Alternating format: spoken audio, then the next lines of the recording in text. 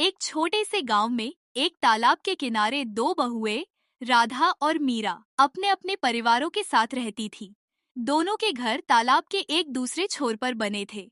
राधा शांत और मृदुभाषी थी, जबकि मीरा तेज तर्रार और थोड़ी स्वार्थी थी। एक दिन गांव में खबर फैली कि तालाब के पानी में एक अनोखा हीरा छुपा है। जो उसे पाएगा उसकी सारी इच्छाएं पूरी होंगी। यह सुनकर पूरे गांव में हलचल मच गई। हर कोई उस हीरे की खोज में जुट गया। राधा चाय बनाते हुए, सुनो जी, इस हीरे की खबर तो सब तरफ फैल गई है, लेकिन हमें लालच में नहीं पड़ना चाहिए। अगर हमें कुछ मिलता है तो इसे सबके साथ साझा करेंगे। राधा का पति मुस्कुराते हुए, सही कह रही हो राधा, सच्ची खुशी बांटने में ही है। मीरा जल्दी जल्दी सब्जियां काटते हुए, सुनिए जी, अगर हम उस हीरे को पा लेते हैं तो हमारी किस्मत बदल जाएगी। हमें किसी को बताना भी नहीं चाहिए। मीरा का पति आश्चर्य से, हाँ, पर किसी को पता चल गया तो? मीरा आंखें चमकाते हुए। तो क्या हम चुपचाप ढूंढ लेंगे? सुबह तालाब के किनारे राधा का बेटा धीरे धीरे पानी में उतरते हुए, माँ, क्या ये वही जगह है?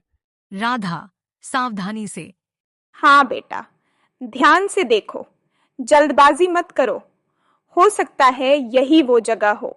मीरा का बेटा जल्दी में पत्थर उठाते हुए, मुझे तो जल्दी ही हीरा मिल जाएगा। मीरा हंसते हुए, हाँ, बस जल्दबाजी मत करो वरना चूक जाओगे। मीरा का बेटा एक बड़े पत्थर को उठाने की कोशिश करते हुए, माँ, ये पत्थर तो भारी है। अचानक उसका पैर फिसलता है और वह तालाब में गिरने लगता है। राधा चौंकते हुए, अरे, संभालो खुद को। राधा बिना किसी देर के छलांग लगाकर उसे बचा लेती है। मीरा भागते हुए, राधा, तुमने मेरे बेटे को बचाया, इसके लिए मैं तुम्हारी आभारी रहूंगी। राधा मुस्कुराते हुए, कोई बात नहीं मीरा, इंसानियत का यही फर्ज है। राधा भीगे हुए कपड़ों में, हीरा तो हमने पा लिया है मीरा, वह तुम्हारे बेटे की जान है। सच्ची दौलत इंसानियत और प्रेम में है, न कि किसी पत्थर में।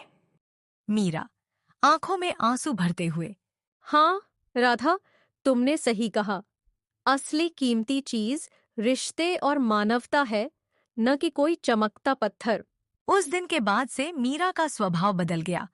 उसने अपने स्वार्थ को त्याग दिया और गांव में सभी के साथ प्रेम और सहयोग से रहने लगी।